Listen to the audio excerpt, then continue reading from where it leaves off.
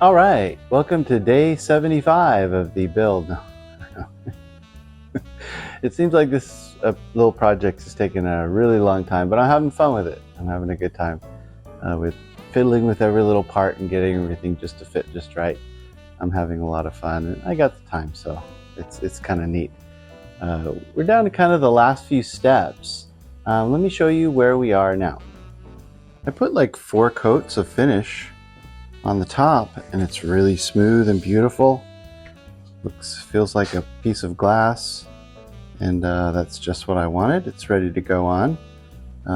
Got that all marked on the underside where it should go, and the leg assembly is all ready to go. I kind of went overboard, went pretty crazy, and put some other supports in here. it's, a, it's a little bit over the top. And I have these brackets in place that I'm going to use to put the top on.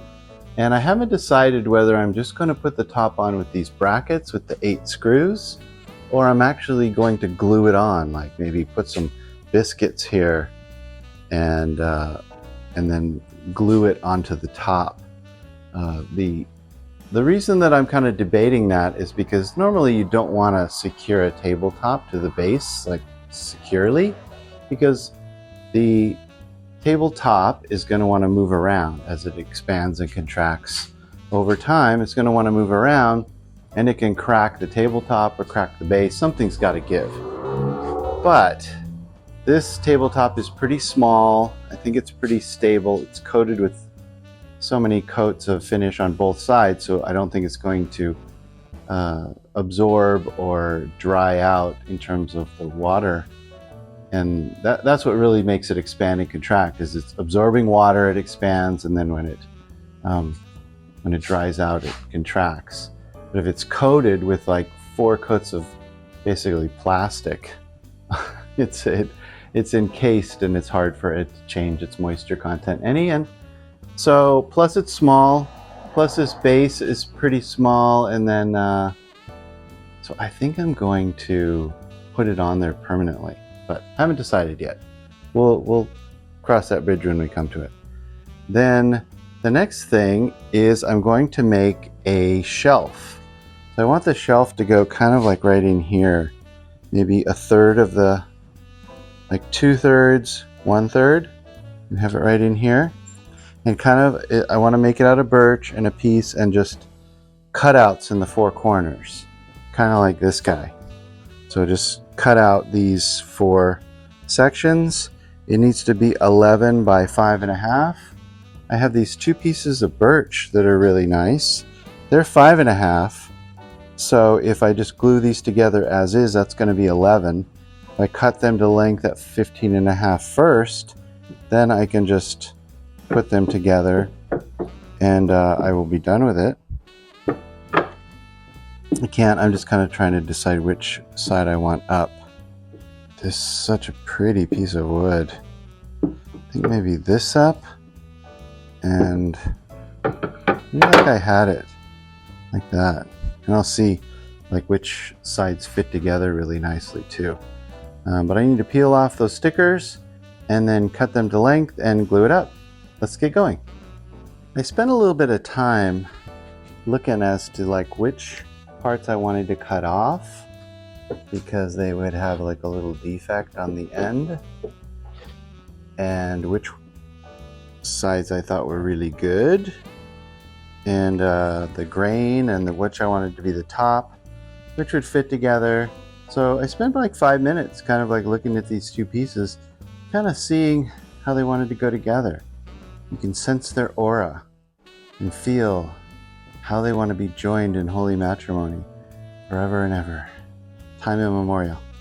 Then I got the clamps out. And this is a perfect situation for a couple of bar clamps, because I put that piece of wood there so it kind of levels out the clamps. They're both sitting on the stops here and there. And so I have a nice flat surface I can put my boards on there, and that will automatically flatten up my boards. And then I put the piece of butcher paper, or you can use like wax paper, because this is where you're going to have a problem with the bleed through. The glue is going to absorb the black from those pipes, and it'll suck it right into the joint and into the wood, and it's really, really hard to get out. So prevent that, just a little piece of butcher paper there, so it's a barrier for the wood. And then let's go ahead and cut these to length, and I'm going to cut them together, clamp them up, and cut them as one on the chop saw. Billy just got a bath. Okay, so this is gluing up the panel.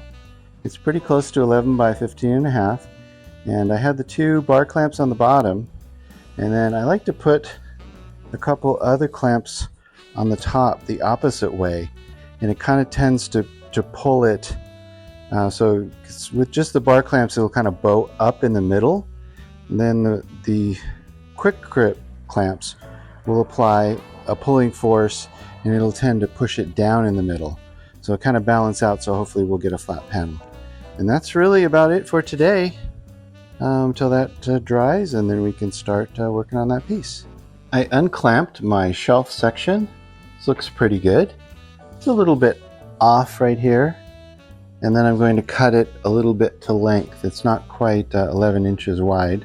I'm going to give it one cut on the table saw, and got a 150 belt in the belt sander. I'm just going to hit the top and the bottom and kind of smooth those out a little bit, and then we will move on to the next step.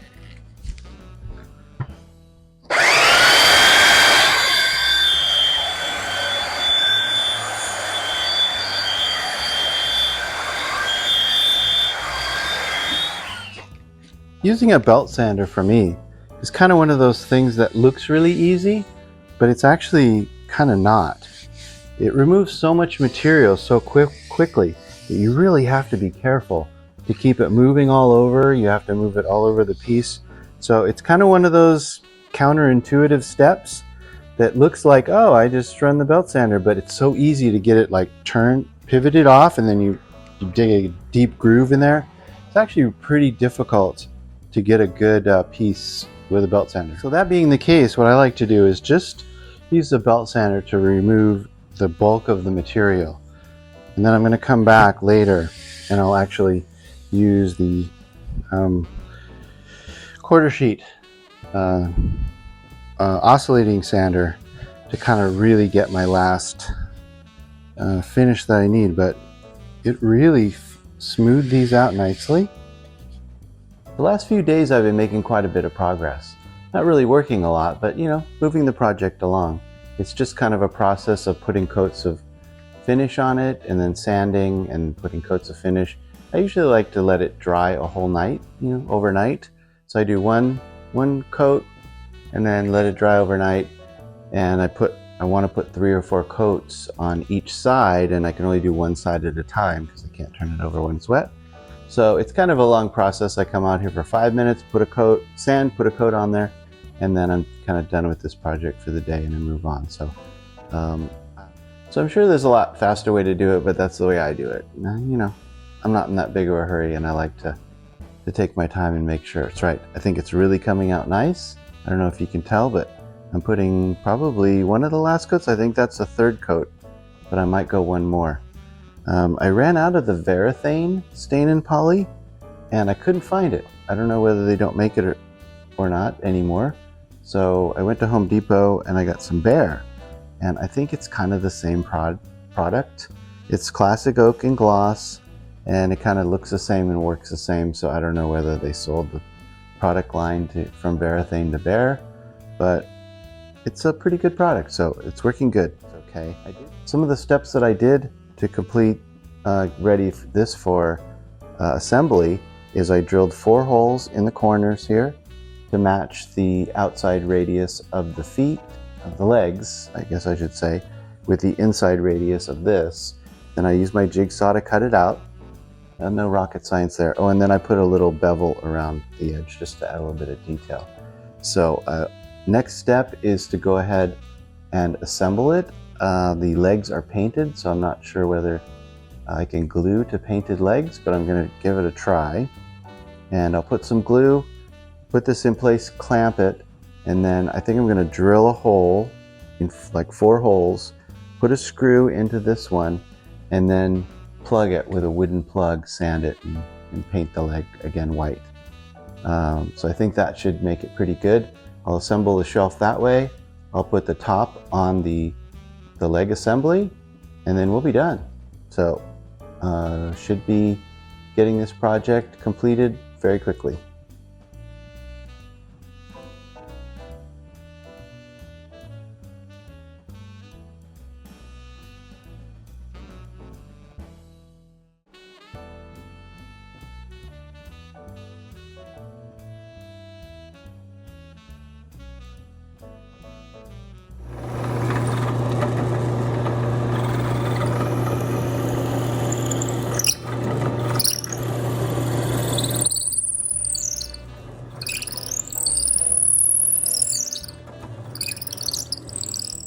All right, so let's get it off of there. I think we're all set. Drilled 4 holes. Took me like 2 hours to drill 4 holes, but sometimes that's the way it works.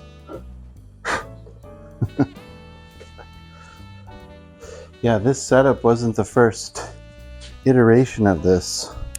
I started off on the workbench, then I moved it over here, and I had like 1 block, then 2 blocks, then 3, and to do the different sides I had to, for one side I had to move the boards all the way over here, and the other side all the way over here, and it's kind of rickety, so this thing weighs a lot. A little scary, but I think I got through it unscathed. All right, for the last time, taking off. These little V-blocks really came in handy. They were nice. I think they're sort of supposed to go with my clamps. So, I mean, I think I could have maybe used my clamp there somehow. But anyway, so the hole doesn't go all the way through because the drill's not that long, but you can just kind of snap drill it with this guy a little bit.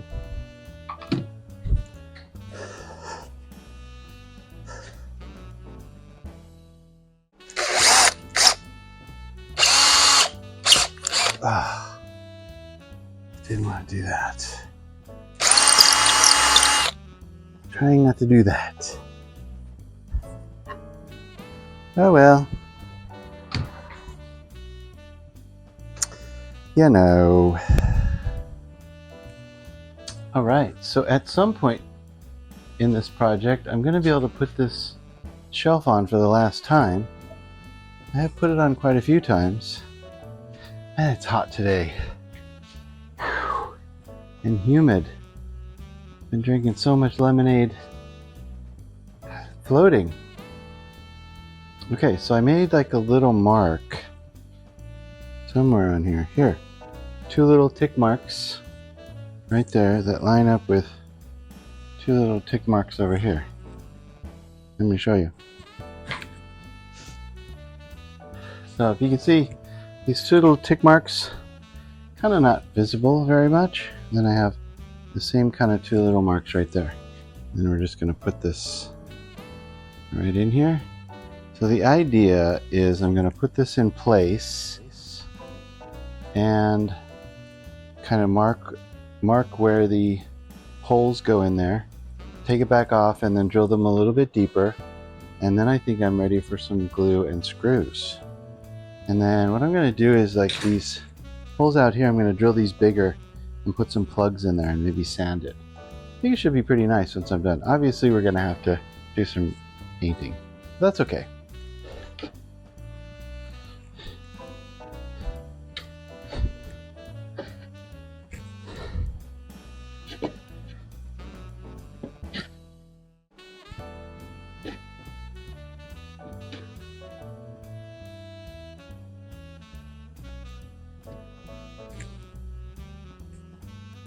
I kind of just do this deal.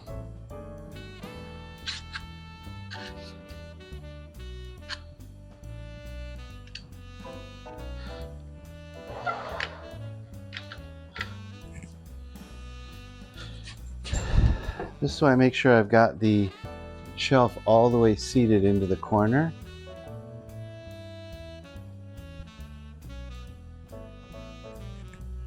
This is where it's going to live.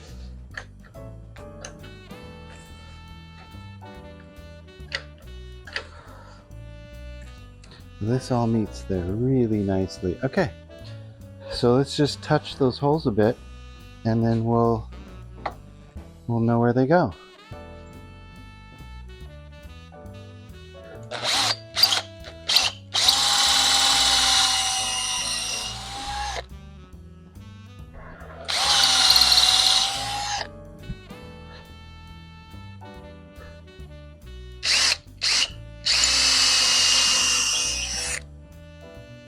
I don't have to worry about the angle too much because this 2-inch thick leg pretty much lines me up.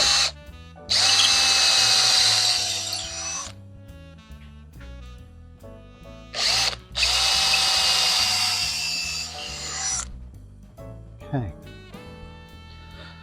Then I think what I'm going to do is come back and drill it a little bit deeper with this little tiny guy. So this is kind of the setup that I use.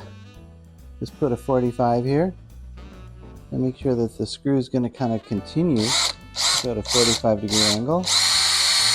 And just try to make sure I don't totally screw the pooch and go way too far up or down. But I think the next thing to do is I need to relieve these holes to accept a 3/8 plug, and that way the screws don't have to be so long too. And I've put a piece of tape here on my 3/8 drill bit to know just how deep to go. I think about a quarter and about a half an inch, just so this head of the screw will be about a ½ inch, and so that'll be about, I think these are 2.5, so we'll have about a ½ inch sticking inside the shelf. All right, so I switched over to a different bit. I didn't really feel like that brad point bit was the right one with a hole that's already drilled. So what I'm trying to do, just relieve this so I can put a plug in here.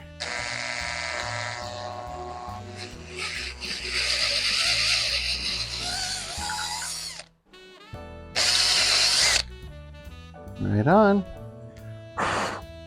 Then I'll just do that 3 more times. So I want to test my depth.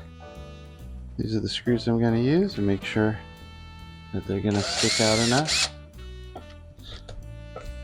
I need a little better, I think I need a longer thing here. But so far that's looking pretty good. Is this still the double gooch?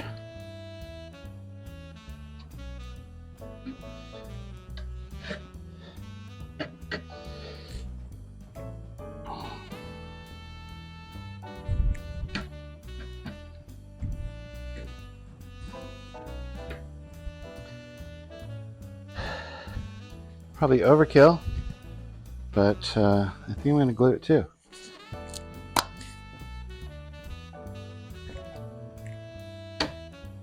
No such thing as overkill.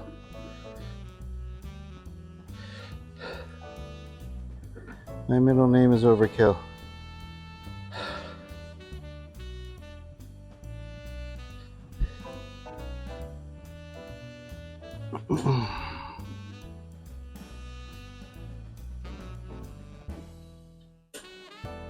All right, so we're just tightening up these screws. Wow, that really pulled it together tight. Yeah, I can tell the difference between that and when I just had the clamps on. Whoa, whoa, whoa, whoa, don't do that. Okay. And then last but not least, we'll put a little bit of glue on here. Just kind of glue this guy up real good. because he is never coming out. What I'm gonna do, I'm gonna fill this with some putty, and then I'm gonna sand it, and you won't even see that, even though I boogered it all up. You watch, it'll look good. Now, I don't know about you, but I think those joints look really nice. Ooh, looks like I need to wipe a little glue off there. So one of the problems that I had a while back was when I first put the base together is the legs weren't exactly straight. They were kind of, I mean, most of them were okay, but like especially one of them was kind of going off in its own direction, and I couldn't really figure out why. I kind of, didn't get this quite straight, and it's probably a bunch of things that I did wrong. But then I remembered that the plan was to put a shelf here, and because I was kind of bummed out, I thought, oh, that's going to be, the legs aren't going to be straight. It's going to be this wobbly table forever. And then I thought, if I put a shelf here and I was really accurate with the shelf, it would pull all the 4 legs kind of in line. And when I put this shelf in there, they all kind of lined up except for one was sort of off about maybe a 1/4 inch. It was off a little bit. And this just pulled it all right together. And so I think they're pretty darn straight right now. And so I know our length is good, so it should sit flat on as long as the floor is flat. So that was something I just wanted to point out. So now I'm just gonna fill in some of this with some putty. I'm going to sand this and paint it, of course, so not too critical. The other reason I didn't put the top on yet is because I want to make sure that all the legs are straight before I put the top on. Let's see.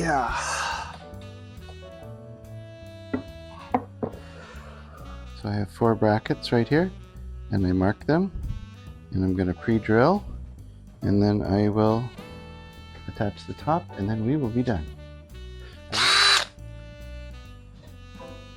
Trying to drill these as accurately as possible.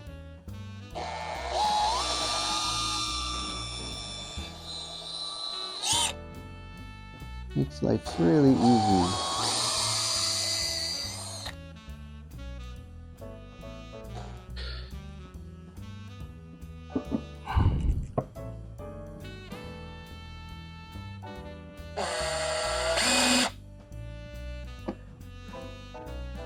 Am I sure that these aren't going to go through? I might try to grab more like 1/2 inch ones. And the end table project is complete. Let's give it a twirl, shall we?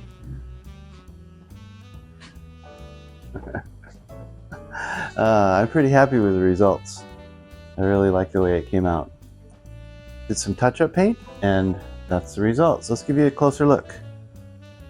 So I'm happy with the finish on the top. I think the birch center with the maple surround looks good. And the birch shelf brought the legs into alignment. They were a little bit off before. And now if you kind of look down both of them, they're pretty well lined up. I'm really happy with that.